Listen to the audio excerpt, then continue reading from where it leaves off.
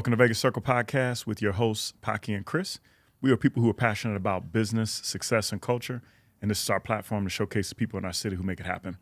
On today's podcast, we got something special. I'm a big fan of this gentleman sitting with us. We're going to be jumping into the inspiring journey of a restaurant owner, the path of his success, the challenges he's overcome, and the secrets behind his two culinary masterpieces.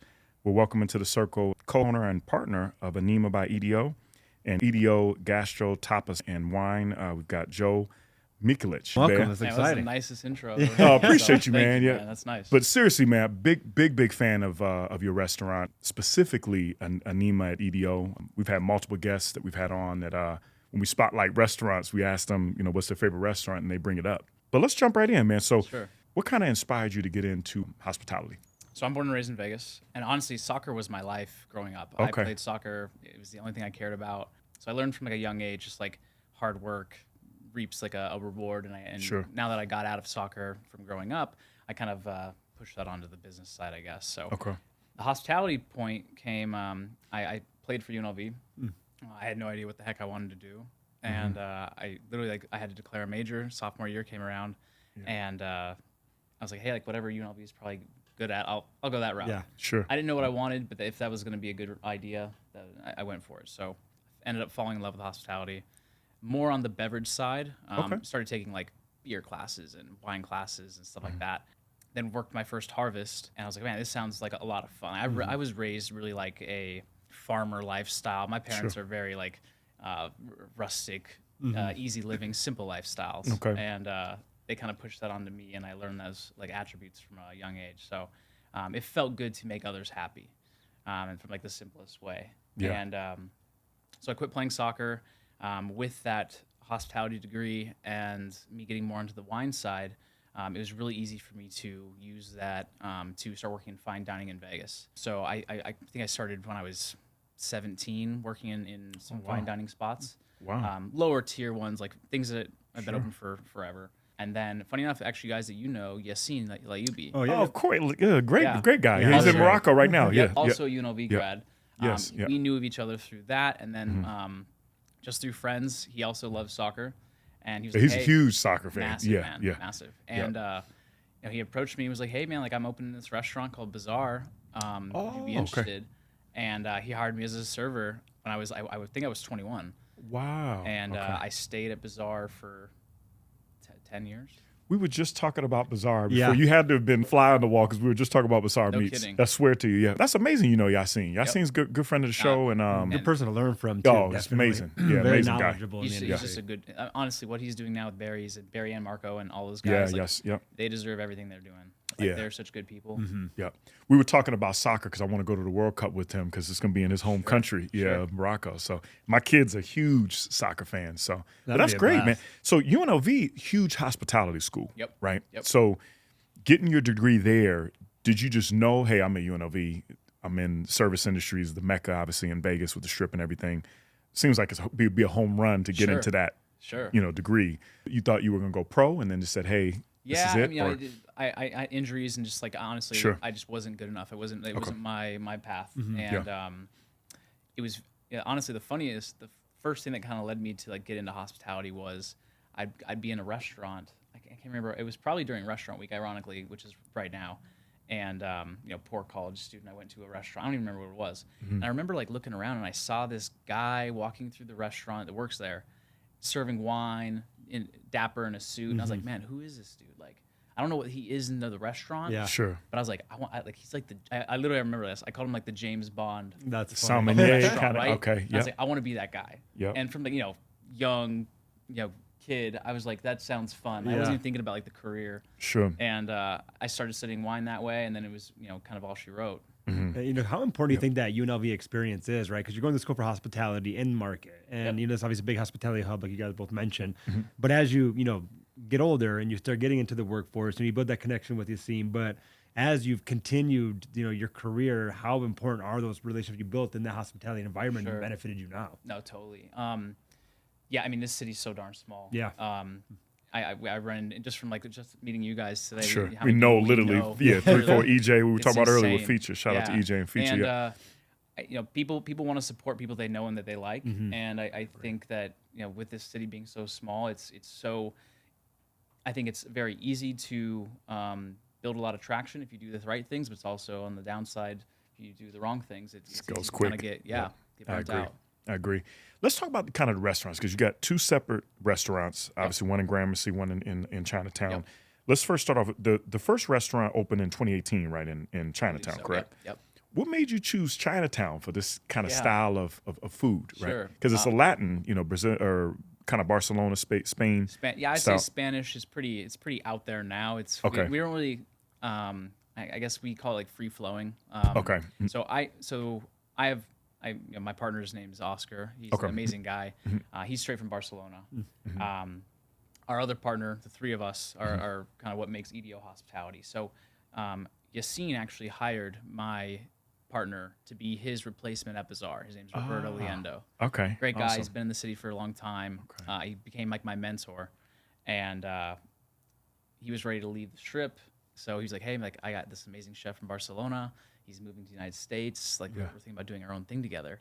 And do you want to be a part of it?" And it took a while, and we decided hey, this is the route we're gonna go.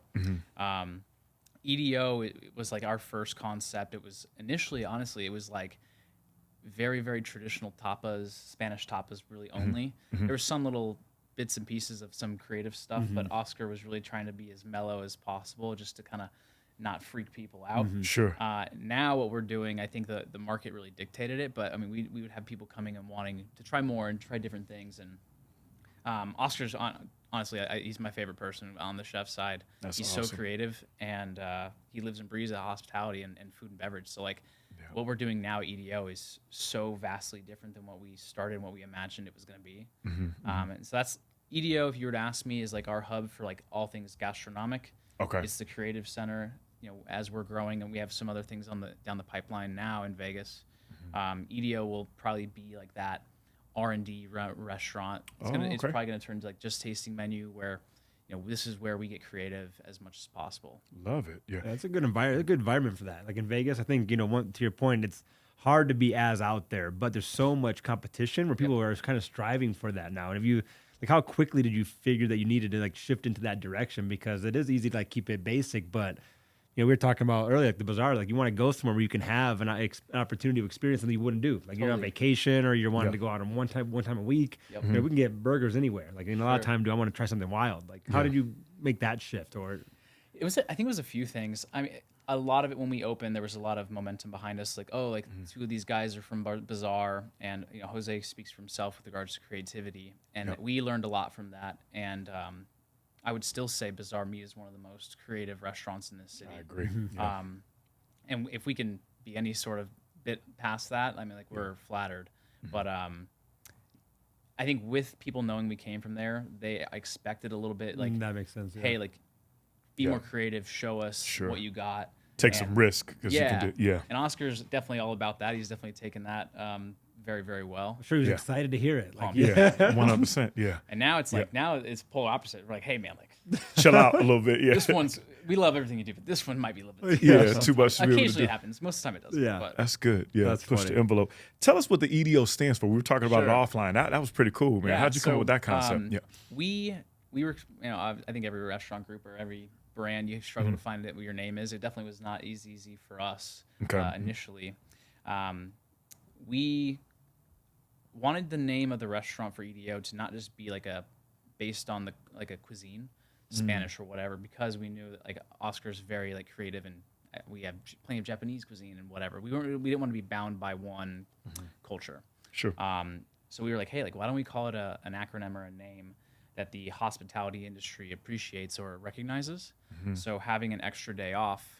Awesome. Initially, it came about with us when we were talking, there's no better feeling when you knew that you were scheduled to work this day, and based on business levels or overstaffing, you got the cut text, or you got asked to take the day off. So you had no plans for that day.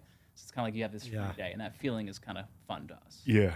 That's a hell of a name, man. Yeah, that's a good story, too. That's great reasoning behind it. Yeah, that's great branding. Very, very good branding. I can see the future of what you guys could do with that. A lot of different rabbit holes you guys could do. So in the world of business, right? You touched a little bit about some of your partners. It's extremely hard, right? Finding the right partners to be able to work with. Like, how did you know you wanted to work with these two partners and make those decisions and jump in? Because the capital can be high, obviously, in the restaurant industry and the overhead and all of that. Not getting along, a lot of those different things, and obviously theft and people having different side, businesses and stuff. But what made you choose, them and lean on them? What a good question. Yeah. There's always going to be a level of like uncertainty. I think that's natural. Of course. Yep. I've known these guys for I think 7 years now. Okay. Oscar 7, Roberto a little bit more since I had Bazaar, and initially it's like, we didn't get any funding from anyone else. It's our own money. There's That's a lot beautiful. of risk in that too. I think we spent enough time together to be like, hey, like this is going to be us. And we went through a lot of hard times, and we've gone through a lot of stress. And now it's like, now it's to the point where like things are going so well that we're starting to reap rewards, and we're starting to see the benefit. And it's like, man, I did this for you. You're doing this for me. Like, this is a very exciting thing. I could never imagine leaving my guys now. That's awesome. It's impossible. Yeah. And you guys have absolutely exploded at the Gramercy location, right? I think it's only been open we were talking about, because we went to the restaurant prior. I can't remember the name of it, but Kitchen Table Squared. Kitchen Table yes, Squared. that's what it Yeah. was. So Chris and I have been there and had drinks at the prior location. Sure. But I think 2022 is when you guys opened your right? Yeah. So it's exploded since then. What do you think has been the secret to your success? Is it the branding and marketing, or just people knowing good food? Yeah. When we just had EDO, we had so many people that were locals that came into the restaurant, and as much as I love that restaurant, the parking is always like very crowded and packed. Sure. So we had guests coming that lived up in our neck of the woods that were like, oh man, it's just like this parking is such a hassle. Yep. They wanted like something new, something nicer. And EDO is as great as I think it is. It's definitely like a little bit like a hole in the wall, diamond in the rough type of restaurant. So I think there's like a different demographic that really wanted something of us to go out there. And we want to get after it, right? So like we were already looking for a new location. We were thinking about going to Uncommons. It just didn't work out there, and then Gramercy came about. The three of us all live right in that area, so it was very convenient. Yeah. And it just kind of all worked itself out. Yeah. Business side, we negotiated a great deal for like a second-gen restaurant, and kind of had to work with what was already left there, and then make our adjustments to what we thought was suitable. But it worked out very well. Okay. It's a great name. How did you come up with the name? See, I didn't come That's up intriguing. with this one. Like, how did that one Anima, come up? Yeah. So Anima, we already knew that restaurant was going to be like a focus on the Mediterranean, more specifically Italy and Spain. Oh, okay. So we were like, man, look, we should come up with a name that probably means the same meaning in both Italy and Spanish, Italian and Spanish. Okay. And I couldn't figure it out. It was racking my brain. My partner Roberto came up with it, and we were walking through our cellar at EDO, and there's a famous wine from the island of Mallorca in Spain called Anima Negre, Black Soul. Oh, okay. And he's like, why don't we call it Anima? And I was great. like, oh, man, like sure, like.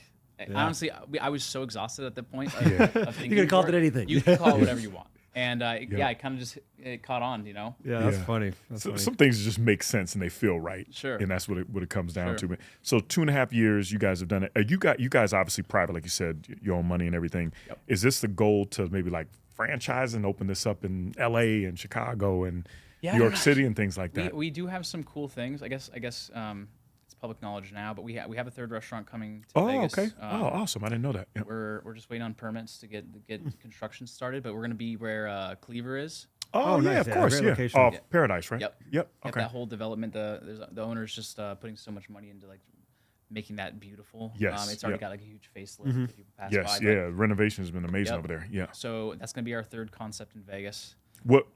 Same as Anima or? Nope. This will be a focus on French in Spain.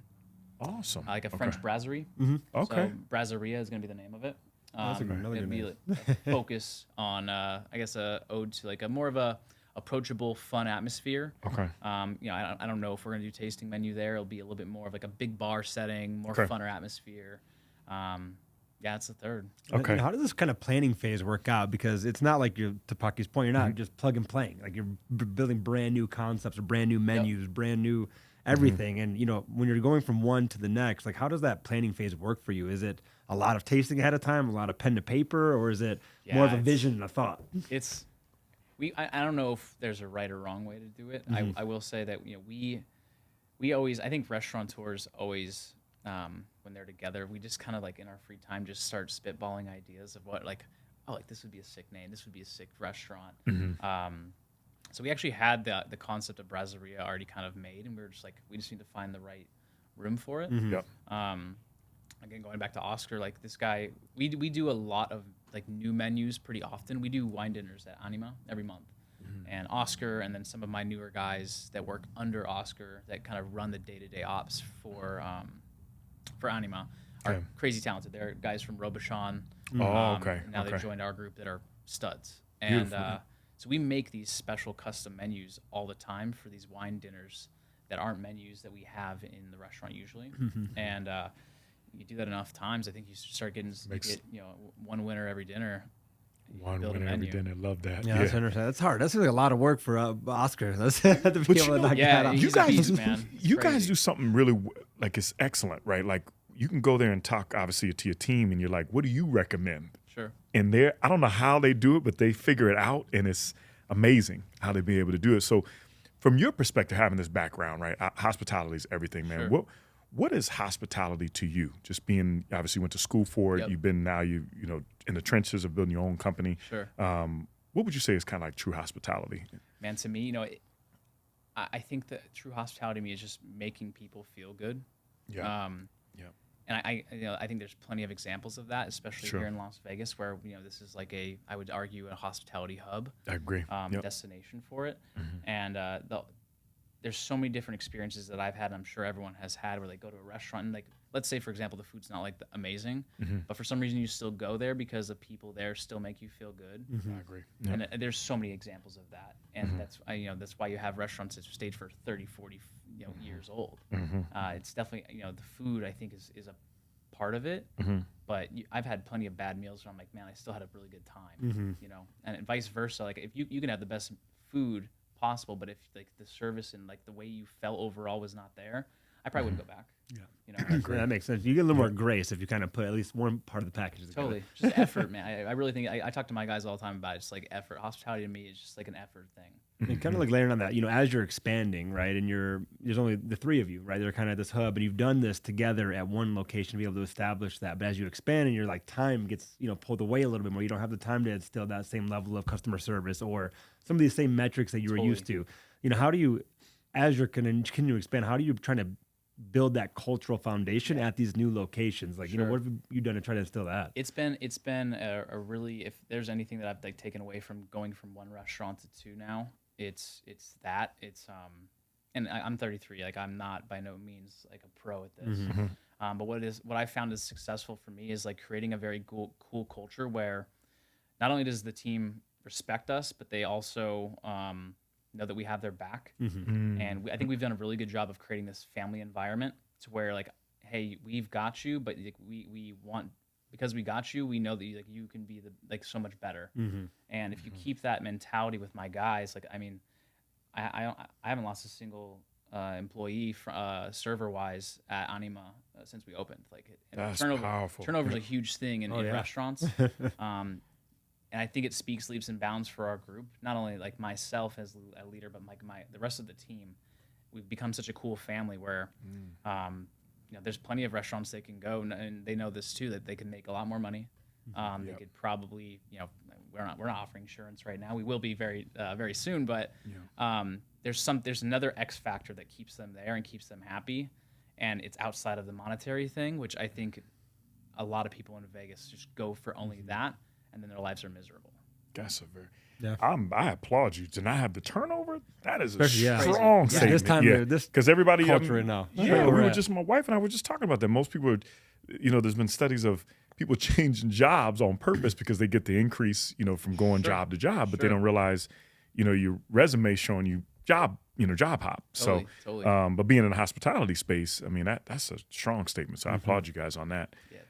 What I wanted to ask you about is branding. So you guys have branded and done that. What's been like your best use of promoting, your companies and use of money? Is it bringing in influencers? Has it been, doing the traditional advertising? What's been kind of working for you guys? Oh man, this is a question that if I knew the answer exactly, yeah, The riddle. Yeah.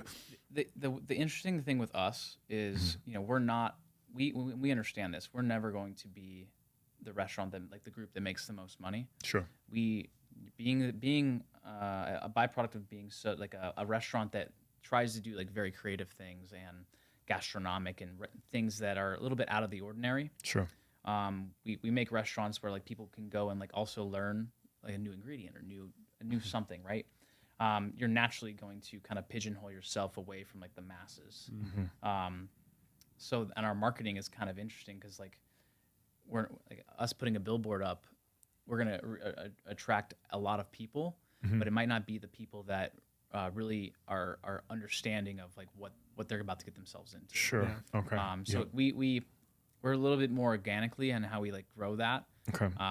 We put a lot more emphasis towards like building our team, like our staff and our culture.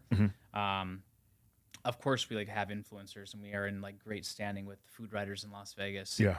I think that's the most important. I think another big part of it too is like we take care of our industry when they come to the restaurant. Like we lace them up because we know that like it's kind of it's hard to like break down the equation exactly, but I know that if I take care of you, you'll have a voice and you'll talk to other people that will also be probably going to your restaurant. I agree. And like going to us. That's awesome. Yeah. What would you suggest to eat there? So let's say you go to Anima. What do you eat, or for our listeners, or if it's Gastro, what would you suggest for them to sit down and eat the first time? If you were coming for the first time, I would say a tasting menu. Okay. Both are built there. I think we're like one of the like. It's a very low point of entry, like cost wise, to do like an amazing like spread of like the best of what we have. Sure. That happens most of the time. That's really what like most of my guys try and sell because it's a fun way to taste a lot of things without one getting too full. Yeah. We want you to learn something. You're not going to like everything exactly. That's not the point. The point is like, hey, like you're trying something you've never had before, in a creative way. When and we do have a bunch of people that have done that before. They love us, and they will come to the restaurant now, and they're like, hey, like. The price point's not an option. Like you just do whatever you guys want to do. And obviously that's like the home run. Sure. That's the fun ones. On the regular menus, I think it's moving into summertime. I'm in a much more of like a fish kick. I usually am like a steak guy. Okay. I would say I'm a big ribeye dude. So like, steakhouses I definitely miss, but in summertime it's just too dang hot. Yeah, sure. And heavy. Start sweating when you walk out. For sure. Yeah. There's a branzino at the restaurant. There's a Dorade at the restaurant that are both amazing. Okay. That are a little bit lighter. You won't walk out of there in a food coma type thing. That's good, man. Yeah. Mentorship is huge for for both of us. And I know you mentioned Yassine and some other kind of mentors, but what's kind of the biggest lesson did you kind of learn building the hospitality? Because I mentioned you're 33 years old. Still a lot to learn, just like us. And but what would you say is the biggest lesson you've learned, from some of your mentors and coaches? Sure. Yeah. Man, I would say, and I think this is like I don't know if it's a generational thing, but I think a lot of people get their ego in the way of like trying to learn. I agree. And sometimes I've always been like for the most part, a pretty quiet person. Okay. And I think because of that, like there's a famous quote like I'm gonna botch this, but there's a lot of people that don't listen they listen to reply, not to understand. I agree. And I've always been like someone that just like just absorbs what people say. And I've learned so many good things and bad things, but it's just information. Sure. And I've learned so much, and like I think I've grown mostly because of that with the mentors that I've had. That's awesome. Yeah. I'm glad you said that. Listen versus understand. Right. I have a hard time with that because I talk, but you're right. You do need to listen more. Yeah. That's great. For business advice, we obviously talk about with small business owners. You've been able to build this on your own capital. What would you suggest for anybody or a business tip for somebody that's thinking about, jumping and starting their own, restaurant now or starting their own vision of another business? What would you share with them? If you feel strong about wanting to do something, go all in. Do it. Fail, but fail fast and then learn from it. We've made plenty of mistakes. I think everyone that's in business has made plenty of mistakes. We learn from them, and then you hope that you remember them and you don't make them again. Yeah. But that's how we grow. Like, there's way too many examples of it, but you have to make mistakes. You have to be willing to learn from them and just take the risk and grow. Sure. Yeah. Patrick Brennan's been in my mind since last time I talked with him, and he was saying in one of our last podcasts, he was saying like, look, you can always go back to the corporate world, like take your, and he caught me off guard with that because it's true. Like he's like, let's just take the risk and throw the dice and see where it hits. So because you can always go back and you don't want to kick yourself. Worst case scenario. Yeah, it's the beauty of life, right? For sure. Yeah. And so we were talking about restaurants, right? I'm a big foodie. Love to hear it about, and we want to know from you for sure. What is your favorite restaurant in Vegas, or what would you suggest somebody goes to, especially being a homegrown? You choose one, or you can give a couple. Up to three. Yeah, up to three. Yeah. I think that's why we're gonna have some people calling me up right after this. We just want to know because we want to know where to eat at. Yeah. Also, go on your social media page for honorable mentions later. Yeah. I'll give 3. Okay. I've always had an amazing experience at Raku.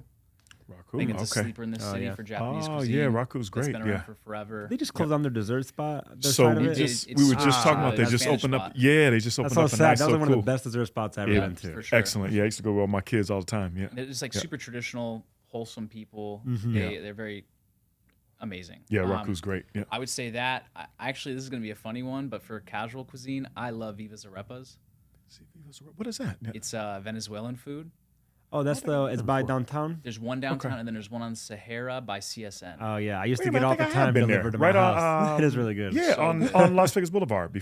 Yep. Yeah, I know exactly. I have been there before. Peppermint Hippo? Yes, I know exactly where it is. Yeah. So Sean had a part. Okay. I know exactly where. Okay. And then if I had to say one more, I would say Bizarre Meat, man. 3 gems. Okay. That'd be it. Awesome. Yeah. I think you gave 3, except for Bizarre Meats. I know people mentioned that before, but the other 2, I don't think anybody's mentioned. So give them a try. That's awesome, man. Good stuff. What else are you focusing on? I know obviously you got the 3rd restaurant coming up off of Paradise, but maybe something that we forgot to ask you that you maybe want to leave us out on? Yeah, we're grinding this year. We've been blessed. We're gonna partner with a hotel group in Seattle, and okay. It's gonna happen next year, but with like the conversations already being had. Sure. So we'll be opening up a restaurant, a hotel. Good stuff. In Seattle, probably Q2 of next year. Good stuff, man. Congratulations on that. Thank you. I'm still into fitness heavily. It's a big part of my life, so I'm probably going to be creating like a run club in Las Vegas. Get out of here. Okay, good stuff. Okay. And I love charity work. I love volunteering and stuff like that. It's a big part of my life, so I want to do my own nonprofit eventually. Okay. That's awesome. That's fantastic. Yep. Yeah. And doing something about the health, maybe this run club will be like the jump start to it. That's great. Yeah. I know you have time, but man, that's awesome. Yeah. Yeah. I'll figure it out. Yeah. I'll figure it out. Yeah. That's all, man. Congratulations, man. Being able to do it and grow to another market, which is great. In Seattle's awesome. So yeah, it's a great market. Yeah. For sure. Great city. A lot going on, but it should be good. As far as the style of cuisine in Seattle, similar type of setup too? We're gonna, we've been there a few times to kind of just feel out what's like the temperature vibe. of the vibe. And it's gonna be us. It's gonna still have our name on it and our swag. Okay. We will have to focus on ingredients from Seattle and around nearby states and stuff like that. But it'll still be like our twist. Okay. It'll have our identity. Yeah. Awesome. Yeah. Well, definitely follow what these guys are doing, man. I've always had a great experience. And I'm not just saying it because reached out to you, but great service literally at both your restaurants. So I applaud what you guys are doing and support you. I'm looking forward to the Paradise.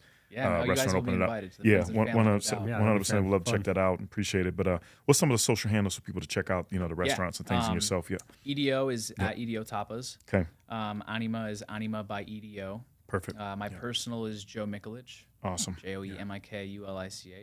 Awesome. That's it. Well, we appreciate hanging out with us, man. We support you and check us out at thevegasher.com. So appreciate your time, man. Thank you, man. It's such a pleasure. Great stuff. Yeah, Great thank you. stuff. Man. Yeah.